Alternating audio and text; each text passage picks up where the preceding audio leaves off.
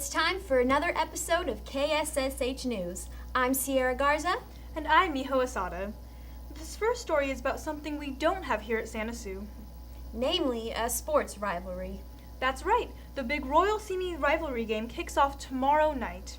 You know, Miho, if Santa Sue didn't exist, then more than 90% of us would be either Pioneers or Highlanders. Which means half of you are honorary Simi fans and the other half Royal fans. So we do have a sports rivalry after all. Go Pioneers! Go Highlanders! Let's go to our sports reporter, AJ Hill. Thanks,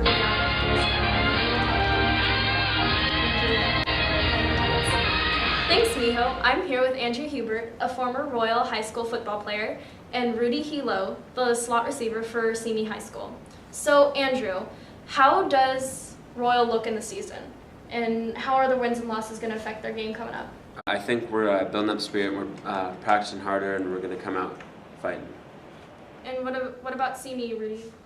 Well, we came out 4-2. Last year we were 2-8, so easily we're having a better year. We're looking good right now, and I feel like this year is the year that Royal's going to go down. How are the injuries on the team? Is the team whole? Our team they've been holding up pretty well this year. We have no injuries right now, thank God. But, we're coming together, little bruises, but, not going to stop us for the Royal Simi game.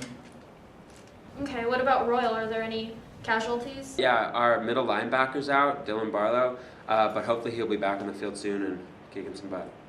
And how much of the rivalry is entering the game? I wouldn't say most, but a lot of the game is on this rivalry, and it's really what's going to fuel us in the fourth quarter. We grew up with a lot of these kids over at Royal, and we're good friends, and we see each other a lot, throughout the school year. So having the bragging rights is truly, something that really, really pushes us for this game. And I think that person with a bigger heart, better teamwork, we're gonna prevail, That's how it is, Santa Sue. Royals at 2-4, Simi's at 4-2. Be there tomorrow night at 7 o'clock at Simi High School and come root for your favorite team. Sit on the Simi side. Only if you want to sit on the losing side. Well, we'll see about that. Did you make it over to the college fair on Monday?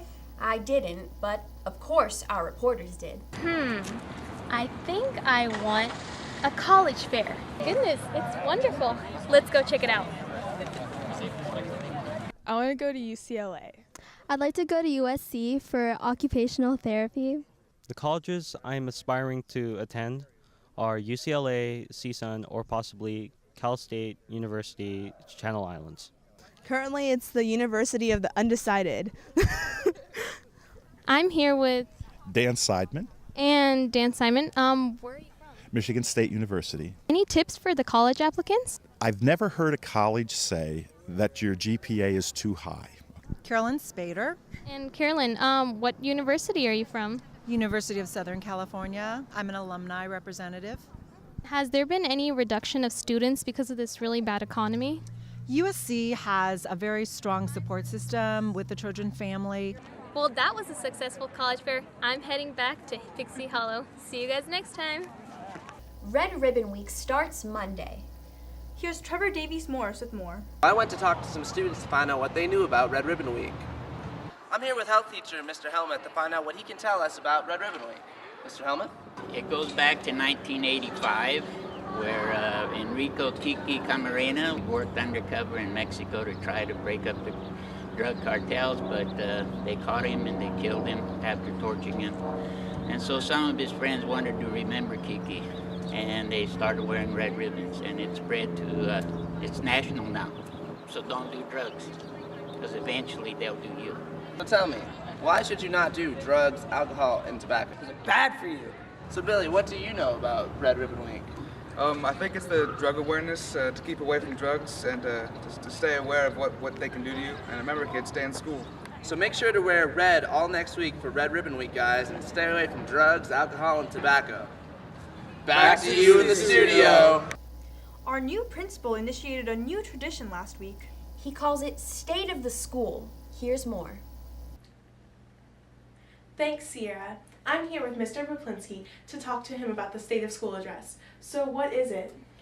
The State of the School address is an opportunity for me to discuss with parents information topics that they may not have direct access to at school, including things like the bond, the WASP process this year, my philosophical framework, and goals for the school, both academic, social, and cultural. Okay, and what's going to be accomplished this year? Over the next year, we'll be spending time obviously working on our WASP report, which as students you will learn a lot more about over the next coming months. We also will be doing a lot of work around here, so there's going to be some construction happening that's going to be sprucing up the inside and outsides of our buildings. I'm very excited about the bond project going forward because we'll be giving you 2 new sets of student restrooms. We'll be redoing all of our science labs, and then the remaining classrooms and the library and the front office will see work done to that as well. Finally culminating with the painting of the outside of our school, and this will happen over the next couple of years. Okay, thanks. You're welcome. Back to you in the studio. Miho, aren't you playing Esmeralda in The Hunchback of Notre Dame? Yeah, I am. And it seems to be causing quite a commotion over the theater, kids. Quasimodo, why are you so sad? I don't think anyone's gonna come see my play.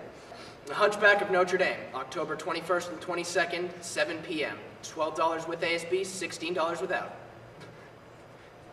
Don't worry, Quasimodo. Who wouldn't want to come see your show? Right, Cheese. I mean, it's the emotionally gut-wrenching account of a deformed human's existence. Why, it's the classic tale of the Hunchback of Notre Dame.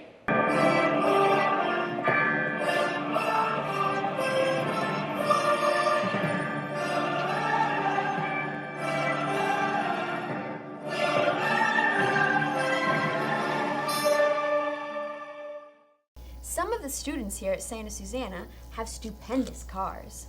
What do you mean, stupid? Alex has found some really good ones. Watch this. Forget about your Hemis and your GTOs. I've got a new machine, and she really goes. Alex S. here. Welcome to the car show. I'm here today with Tim Whiteley. Hey!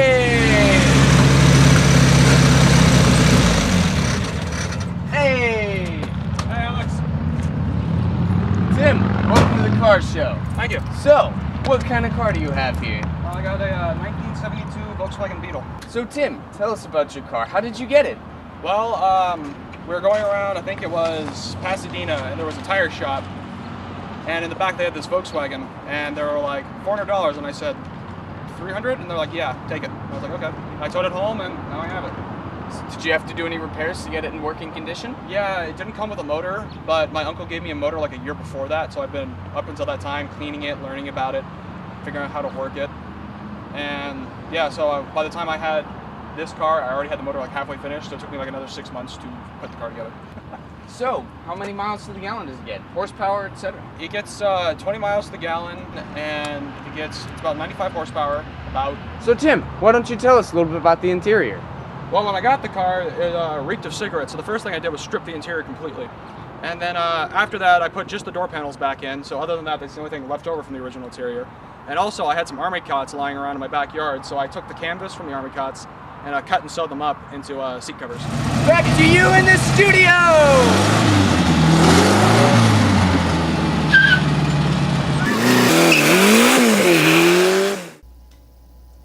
Our new theater has really deluxe restrooms, but students can't use them during the school day. Ah, but soon we'll have more restrooms. Watch this. Hi, I'm Colleen Day here with Tony Hernandez, plant manager here at Santa Susana High School. We're here to discuss the next project in our modernization of our school.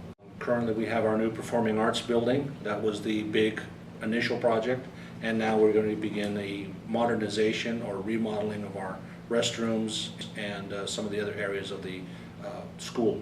When I got here, the 2 restrooms in the 100 building were closed and used for storage. Now that we are growing, we have a higher number of students now at our school site. They're going to be remodeled, redone, and they will be reopened possibly sometime later this year or early next year. The plans are going to be a long-term phasing of work that will involve the remodeling of the 100 bathrooms, opening of those bathrooms, closing of the 300 bathrooms which are currently open, and then remodeling of the 300 bathrooms, closing of the NPR bathrooms and remodeling of those as well. So there's going to be quite a project involving all of our restrooms. Come November, these changes start taking effect. Back to you in the studio. Tickets are only $6 this week and next week only. Tickets for the fall school dance, which is themed around the world. Proceeds go to the classes of 2013 and 2014. More to come. For now, that's the way it is. October 20th, 2011. Have a great day, Santa Sue.